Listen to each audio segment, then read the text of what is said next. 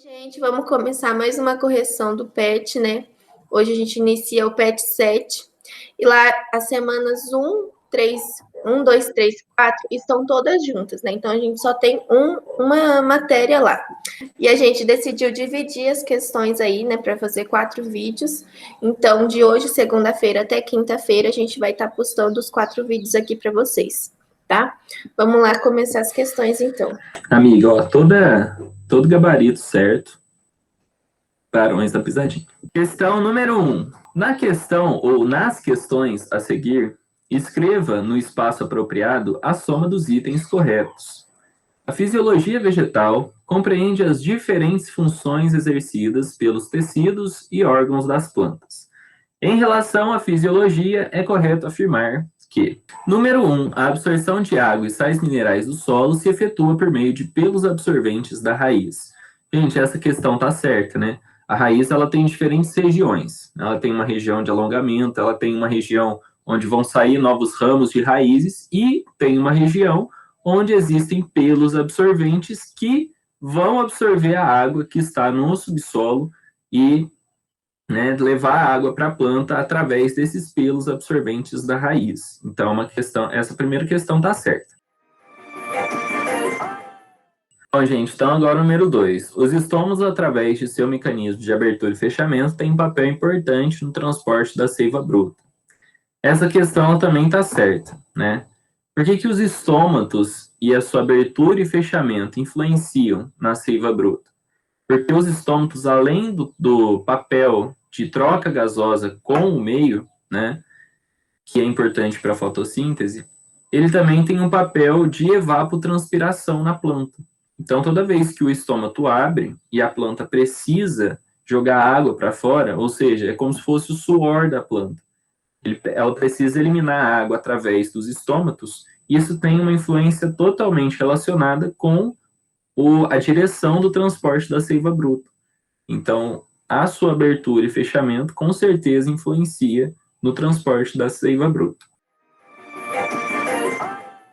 Então, a próxima afirmativa, né? Gás carbônico, água, energia luminosa e clorofila são imprescindíveis para que haja fotossíntese. Com certeza, né? São os ingredientes para fazer o bolo que é a fotossíntese. Então, precisa de gás carbônico, precisa de água, precisa de luz e precisa de clorofila. São fundamentais.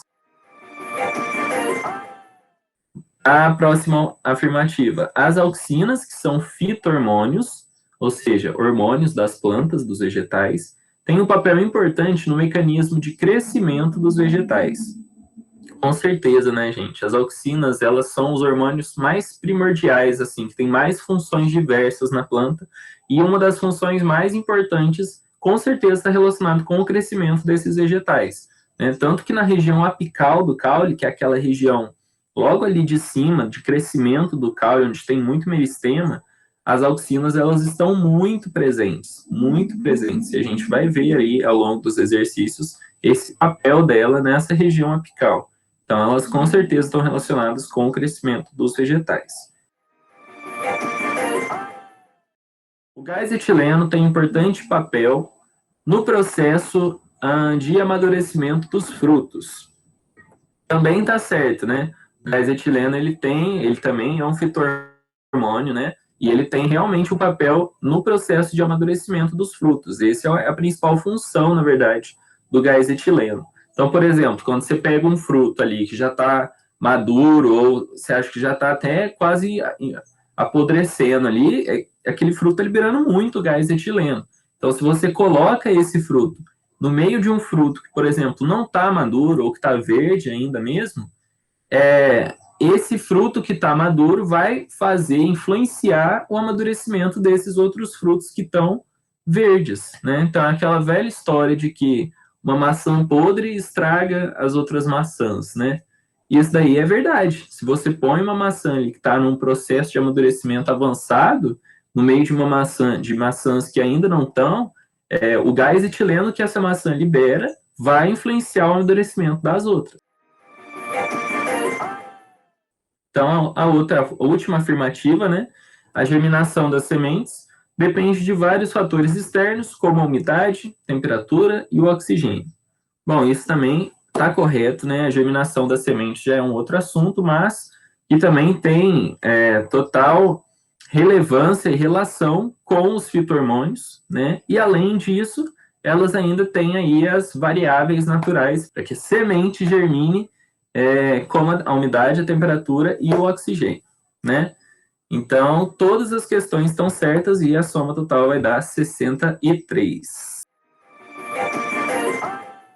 Gente, então a 2. Considere uma plântula sendo iluminada lateralmente como indica a figura adiante, desde o ápice da folha até a extremidade da raiz. Então, essa é uma questão discursiva, a gente tem a letra A e B para a gente responder. Então, a A está querendo saber para que lado a raiz e o caule vão se inclinar durante esse processo de crescimento da plântula. As plantas, elas apresentam um hormônio que vai influenciar nessa inclinação, tá? O hormônio é a auxina. E as plantas, através dessa auxina, elas vão apresentar um crescimento, né, chamado de fototropismo. Foto de luz e tropismo de crescimento. Então, o caule, ele tem o fototropismo positivo, então ele se inclina em direção à luz. A raiz é o contrário, ela tem o fototropismo negativo, então ela fica oposto aonde aquela luz está incidindo. Tá? Então, o crescimento vai ficar igual está mostrando aí na imagem, né? O caule indo para a luz e a raiz em direção contrária. Bom, então, a questão ela ainda pergunta por que isso acontece? Qual o motivo disso acontecer, né? Bom, então, por que o caule ele se inclina em direção à luz e a raiz ela se inclina ao lado oposto, né, da luz? Então, vamos imaginar a seguinte situação. Vamos imaginar que essa garrafinha aqui, ó, ela é uma planta, certo? E aqui a minha mão é a luz. Então, o que acontece? A luz, ela está incidindo só desse lado da planta. Então, só esse lado aqui, ó, está recebendo luz, certo? E o que a gente tem que entender? A primeira coisa é que, assim como a Karina falou, o crescimento da planta ele é responsabilidade da auxina.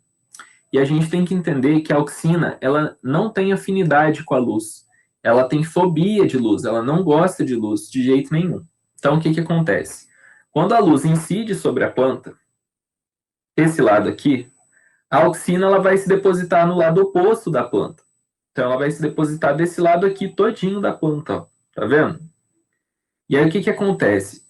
Se a luz ela está incidindo desse lado e a auxina está se depositando desse lado aqui, o que naturalmente vai acontecer é que o caule da planta vai crescer mais de um lado do que de outro. E aí agora a gente tem que olhar esse gráfico aqui, ó. Então, o que esse gráfico significa na prática, né?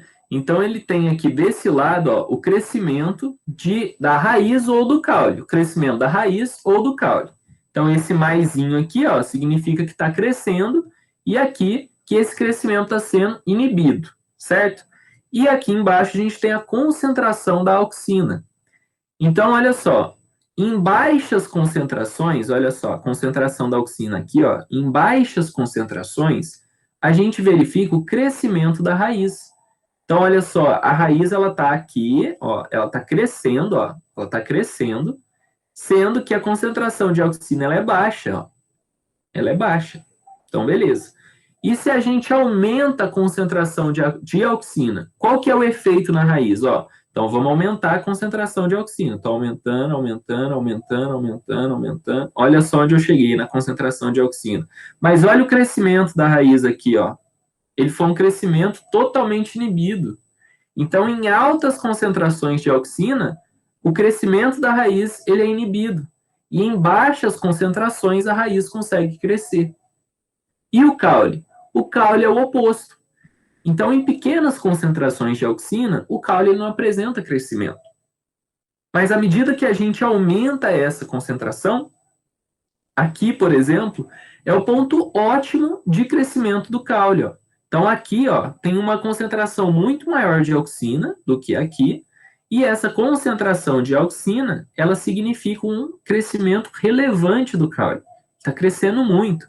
E à medida que eu aumento essa concentração demais, o caule também vai ser inibido.